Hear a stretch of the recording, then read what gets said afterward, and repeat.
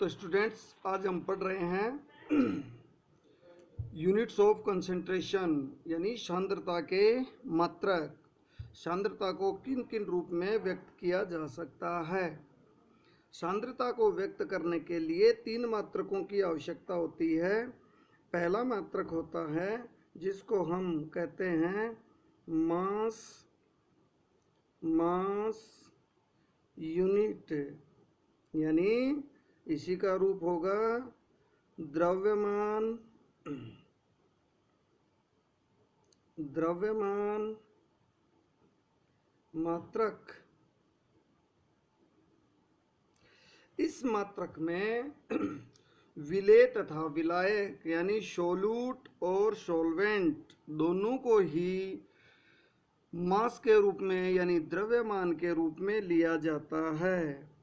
यानी सोल्यूट यानी विलेय तथा सॉल्वेंट विलायक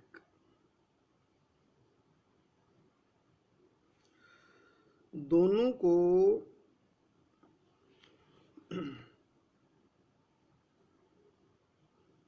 द्रव्यमान में व्यक्त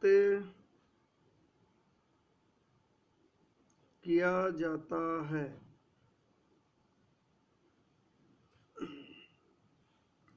अब ये द्रव्यमान हम कहीं पर ग्राम में लेंगे तो कहीं पर केजी में लेंगे।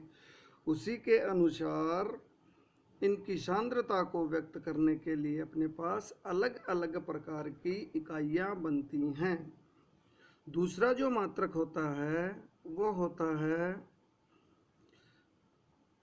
मास वॉल्यूम यूनिट, यानी द्रव्यमान आयतन मात्रक। इस प्रकार के मात्रक में सोल्यूट को यानी विलेय को द्रव्यमान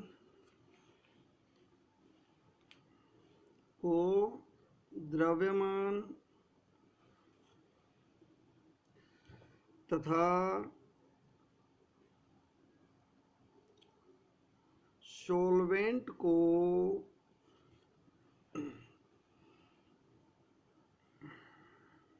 आयतन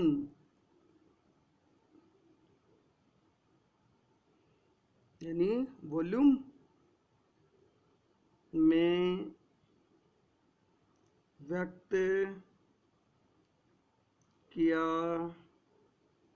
जाता है। यानी in this type of unit the solute present in mass and solvent is presented in volume. Solute को यानी मास के रूप में अगर ले रहे हैं एज ए मास, इसको ग्राम में व्यक्त करेंगे।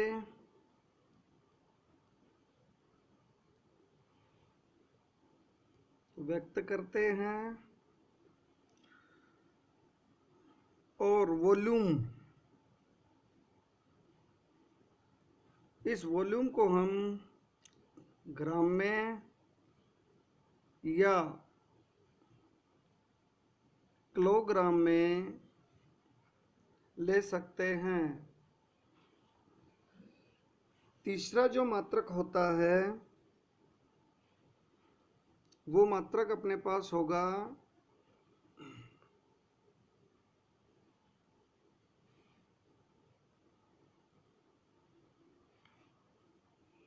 तीसरा जो मात्रक होगा वो होगा आयतन आयतन मात्रक। इस मात्रक में बोथ सोल्यूट एंड सोलवेंट यानी विलेय और विलायक दोनों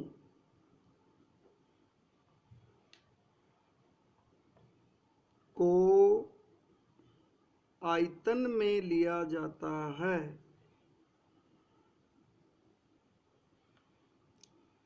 आयतन में लिया जाता है। ठीक है। अब दोनों को अगर आयतन के रूप में ले रहे हैं तो सोल्यूट यानी विलेय को भी आयतन के रूप में वो हो सकता है ml के रूप में हो। सोलवेंट यानी विलायक को जब ले रहे हैं तो विलायक हो सकता है अपने पास ml में भी हो और लीटर में भी हो सकता है। अब इन्हीं के अकॉर्डिंग विभिन्न प्रकार के सॉल्यूशन प्रिपेयर किए जाते हैं, विभिन्न प्रकार के विलियन तैयार किए जाते हैं। ये विलियन चाहे साइंटिफिक तरीके से हो या अपने एवरीडे लाइफ में हो, जो भी सॉल्यूशन हम बना रहे होते हैं उन सभी में दो चीज़ कॉमन होती हैं और वो होती हैं सोल्यूट और सॉल्वेंट। तो चलिए हम देखते हैं कि किस किस प्रकार से इनको हम बना सकते हैं और कौन कौन से मात्रक यानी कौन कौन सी यूनिट इनकी हम यूज करते हैं। पहले आपको एक बताया पहले वीडियो में, नंबर 1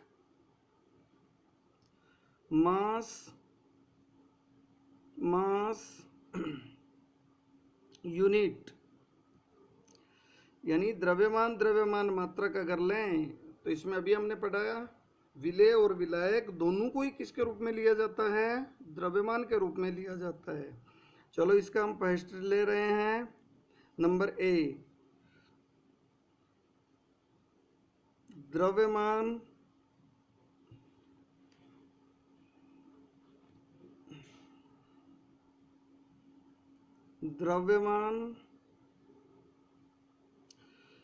प्रतिशत।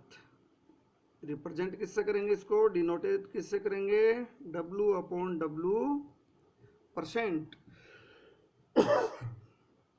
W/W% के लिए हम ये कह सकते हैं कि प्रति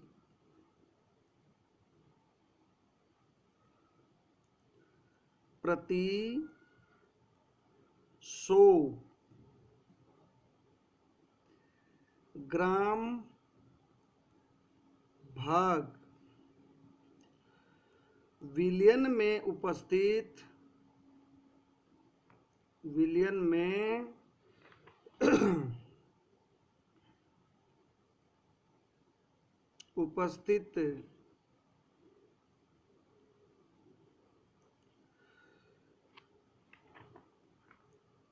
विलेय के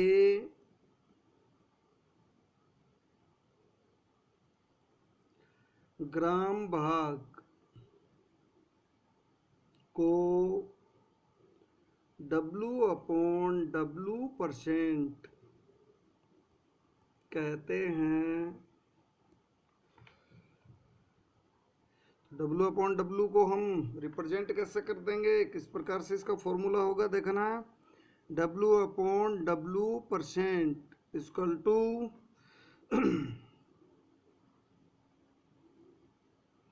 पार्ट्स ऑफ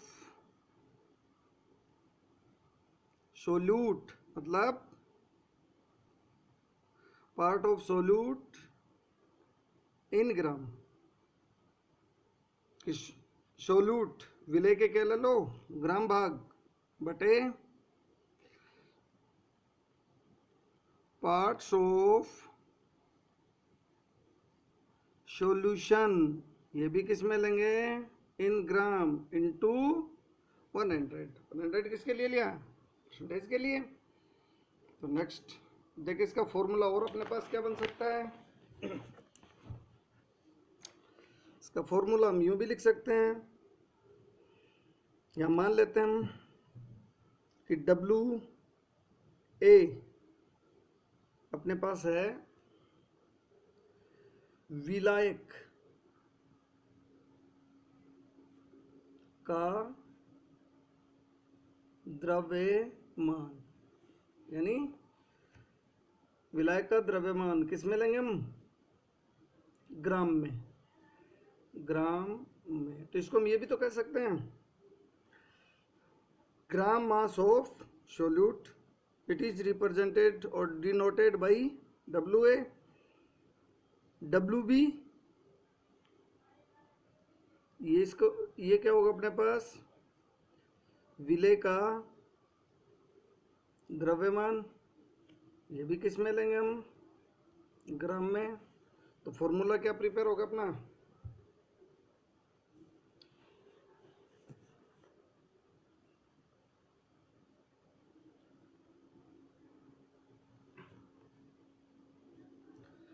क्या प्रिपेयर होगा?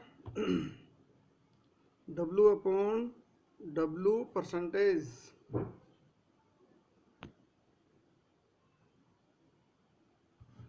W/W percentage equal to WB upon WA plus WB into 100। ये फॉर्मूला अपने पास आ जाएगा अगर अपने को मास परसेंटेज अगर फाइंड आउट करना है। दूसरा हम यहाँ पर लेते हैं नंबर 2। नंबर 2 में लेते हैं, चलो, मोलैलता, यानी मोलेलिटी। और इस मोलेलिटी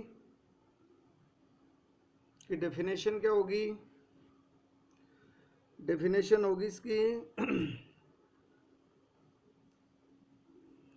1 kg और 1000 ग्राम सोलवेंट में विलायक में घुले हुए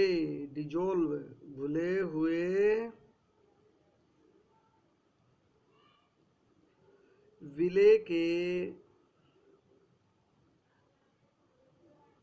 मोलों की molality, mass of solute upon mass of solvent in kg। अब मोल, हम जो भी अपने पास सोल्यूट है उस सोल्यूट के मोल कैसे फाइंड करते हैं?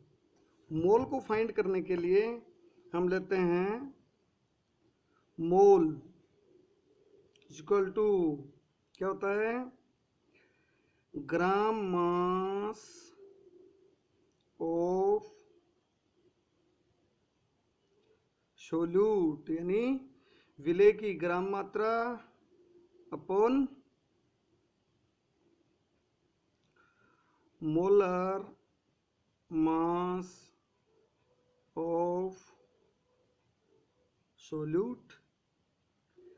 तो ये यानी जो भी अपने पास विलेय हम ले रहे हैं उस विलेय में या उस विलेय के ग्राम को अगर उसके मोलर मास से डिवाइड कर दें, अगर यानी उसके अणु भार से अगर डिवाइड कर देते हैं तो उसके क्या फाइंड हो जाते हैं? अपने को क्या मिल जाते हैं? मोल्स मिल जाते हैं। मोल्स मिल जाते हैं उनमें, ठीक है। तो यहां मान लेते हैं ग्राम मास ऑफ सोल्यूट अपने पास है WB और इसका जो मोलर मास है वो मोलर मास मान लेते हैं MB। ओके, तो ये अपने को क्या फाइंड हो गए? यहाँ पर हो गए अपने पास मोल्स।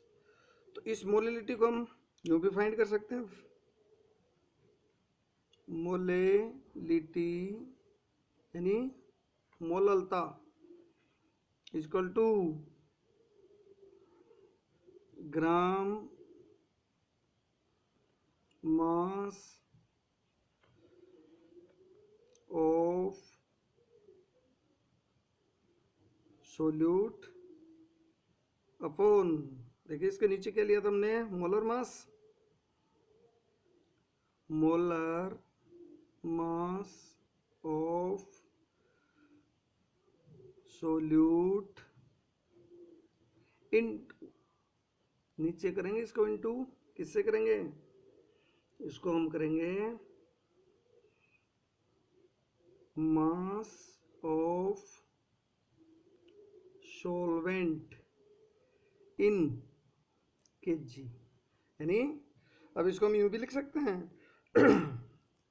मोललता क्या होगी, विलेय का ग्राम में द्रव्यमान अपॉन अणुभार विलेय का, और इसी मोलर मास को हम किससे गुणा कर देते हैं, सोलवेंट यानी विलायक के द्रव्यमान को केजी में लेकर उससे मल्टीप्लाई करते हैं। अगर मान लीजिए यहाँ पर हमें जो सोलवेंट है, इस सोलवेंट को अगर अपने को केजी में नहीं दे रखा हो, केजी में नहीं देकर अगर इसको अपने को दे रखा हो ग्राम में, हाँ तो यदि अपने को सोलवेंट को अगर ग्राम में दिया हुआ हो तो क्या करना पड़ेगा, ग्राम से क्या बनाएंगे, केजी। केजी बनाने के लिए क्या करोगे, फॉर्मूला हो जाएगा अपने पास, molality is equal to gram mass of solute upon molar mass of solute into क्या ले रहे हैं हम, मास ऑफ सॉल्वेंट इन ग्राम, अब की बार ग्राम में दे रखा है, चेंज करो किसमें, किलोग्राम में, तो कितने से डिवाइड करते हैं, 1000 से, 1000 कहाँ जाएगा ऊपर, ऊपर जाएगा, तो फॉर्मूला ये बन गया। अब यहाँ पर हम इसको और अगर थोड़ा आइडेंटिफाई करें तो हम इसको ऐसे भी लिख सकते हैं, हम इसको ऐसे भी लिख सकते हैं कि ग्राम को हमने क्या लिया था, WB, और मोलर मास को MB, और यहाँ मान लेते हैं जो मास ऑफ सॉल्वेंट है उसको हमने क्या ले लिया, WA इंटू 1000, रिप्रेजेंट किससे कर रहे हैं इसको, कैपिटल M से, ये हो गया। इसी पर न्यूमेरिकल आ सकता है।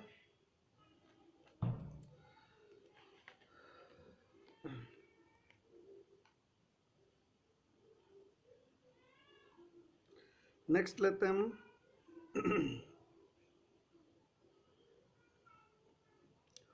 मोल फ्रैक्शन, मोल फ्रैक्शन यानी इसको हम कह सकते हैं मोलंस, मोल प्रभाज, मोल भिन्न आदि नामों से भी जानते हैं। अब क्या होता है मोल फ्रैक्शन, किसको कहेंगे हम, मोलंस का मतलब क्या होगा, तो मोलंस का मतलब होता है कि कोई भी विलयन किसी भी सॉल्यूशन में जितने कंपोनेंट्स हैं, जितने घटक होते हैं, उन घटकों में से एक घटक के मोल, और उस विलयन में पाए जाने वाले उपस्थित सभी घटकों के मोलों के योग का अनुपात होता है। तो चलो इसको हम इस प्रकार से लिख सकते हैं, इसकी परिभाषा, किसी विलयन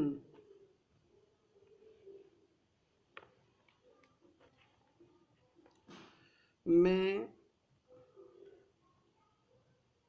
उपस्थित एक घटक के मोल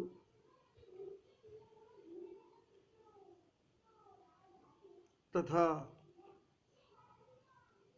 उस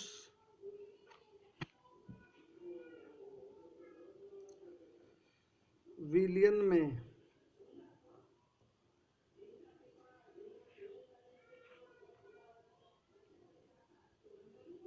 उपस्थित सभी घटकों के मोलों के योग के अनुपात को मोल अंश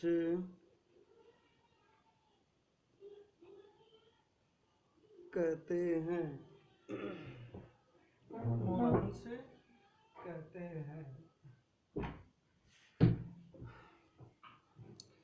इसको हम इस प्रकार से भी परिभाषित कर सकते हैं इंग्लिश मीडियम के लिए।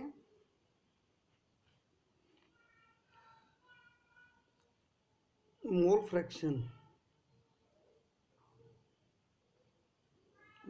Fraction is ratio of number of moles of one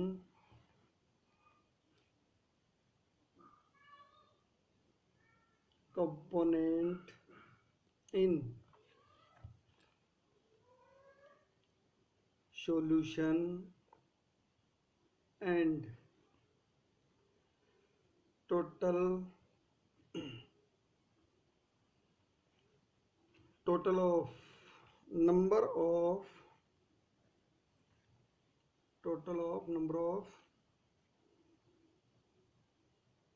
components of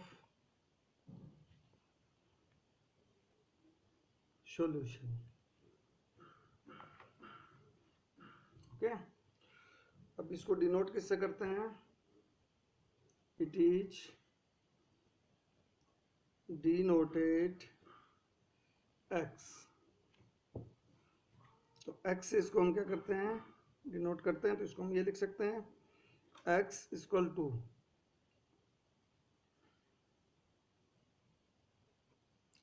moles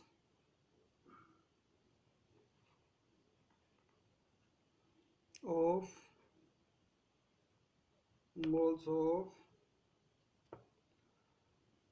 one component of solution upon total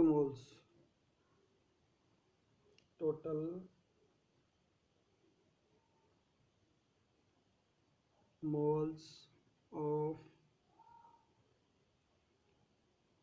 components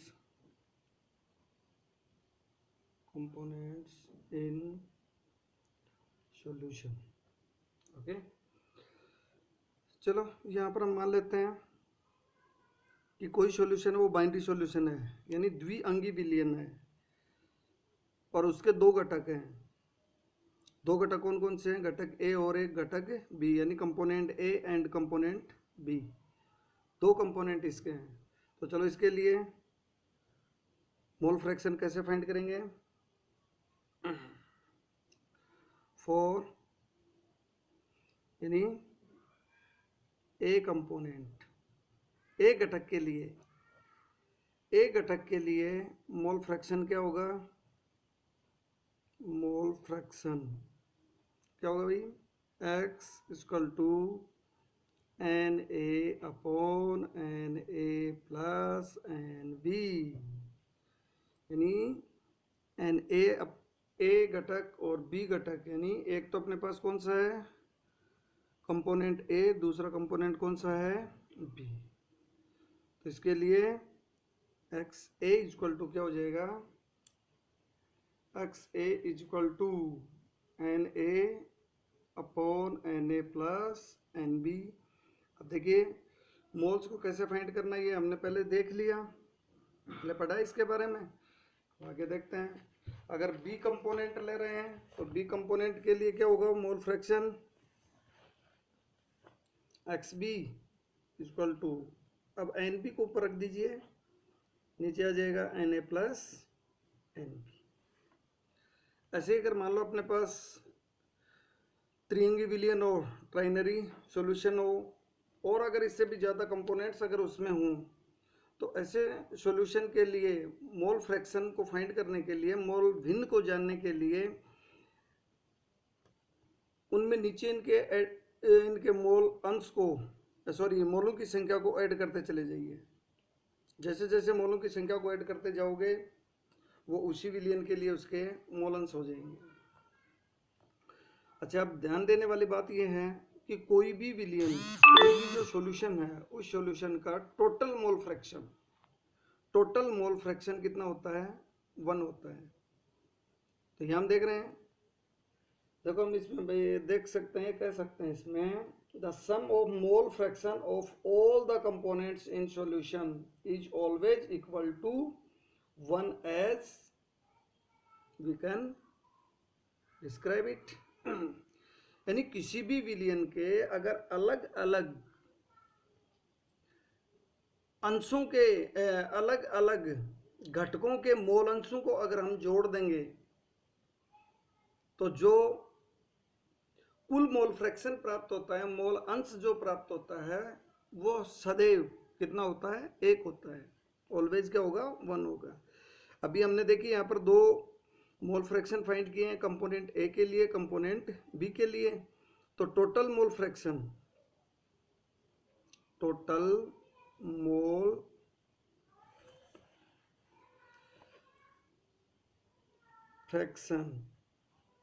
x क्या होगा, equal to X A plus X B.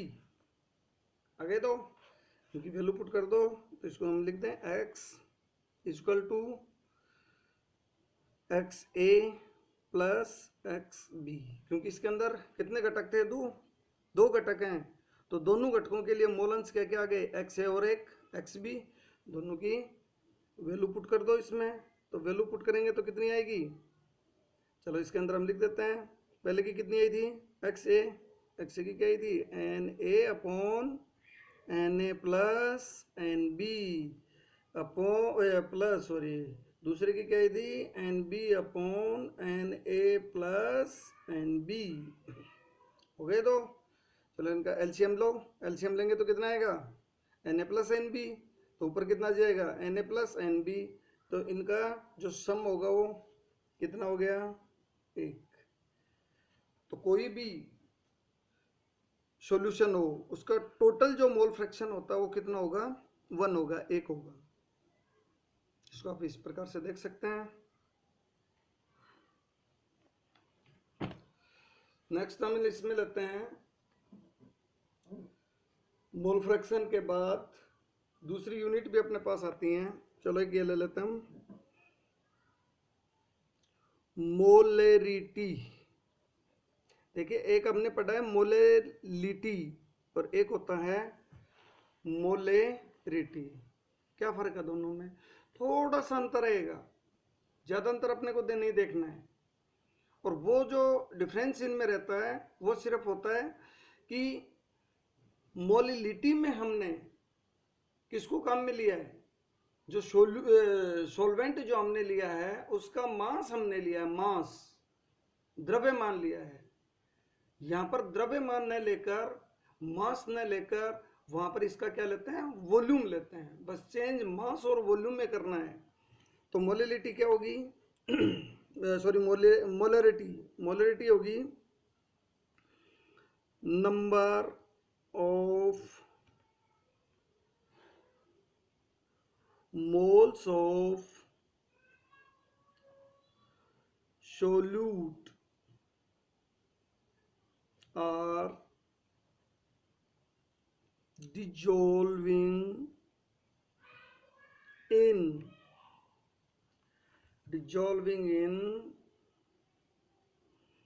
1 litre volume, 1 litre volume.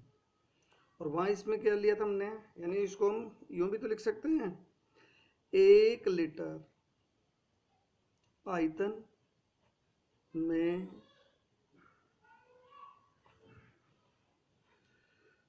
घुले हुए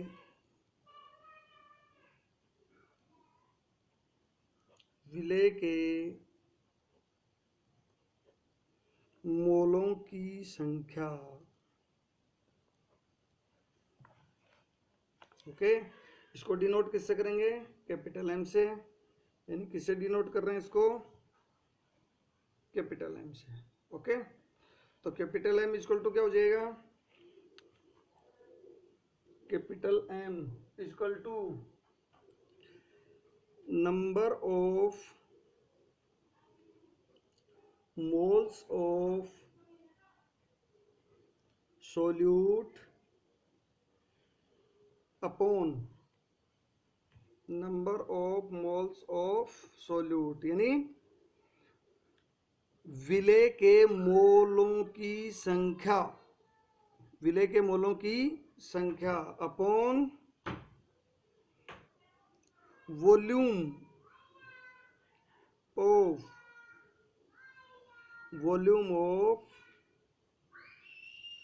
solution in litre,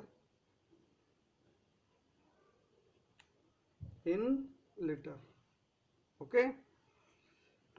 क्या difference आ रहा है भाई molarity और molality में? मोलिलिटी में यहाँ पर हमने क्या लिया, मास ऑफ सॉल्वेंट, ठीक है। यहाँ हम क्या लेंगे, वॉल्यूम ऑफ सॉल्यूशन। बस ये दोनों में डिफरेंस करना है। आगे इसको हम मैथमेटिकल फॉर्मूले के रूप में भी इसको यूज कर सकते हैं। वो इसको पहले क्या करेंगे, जो मोल्स हैं उन मोल्स से क्या फाइंड करो, सॉरी मोल्स को फाइंड करो। मोल्स को कैसे फाइंड करोगे, तो यहाँ पर क्या होंगे, gram mass of solute, gram mass of solute upon molar mass of solute, okay. तो ये अपने पास क्या आ गया, एन मतलब means mole.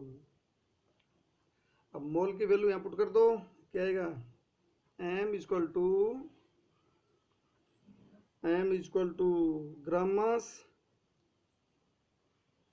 Gram mass of solute upon molar mass of solute. और देखिए क्या था अपने पास, volume of solution in litre, okay. तो इसको हम अगर मान लो लीटर की जगह अपने को ml दिए हुए हो, तो फॉर्मूला क्या हो जाएगा, फॉर्मूला अपने पास आ जाएगा ये m इक्वल टू WB, उसमें भी आ रहा था, इसमें भी आएगा, MB उसमें भी आ रहा था, इसमें भी आ रहा है। चेंज हो रहा है, वहाँ WA लिया था, WA नहीं लेंगे, क्या लेंगे, V यानी वॉल्यूम। और कितने से, 1000 से। इसको भी क्या कर दो, मल्टीप्लाई कर दो। कब कर दो, यदि वॉल्यूम अपने पास किस में हो, ml में हो। अगर ml में नहीं है तो 1000 से मल्टीप्लाई करने की ज़रूरत नहीं होगी, ओके।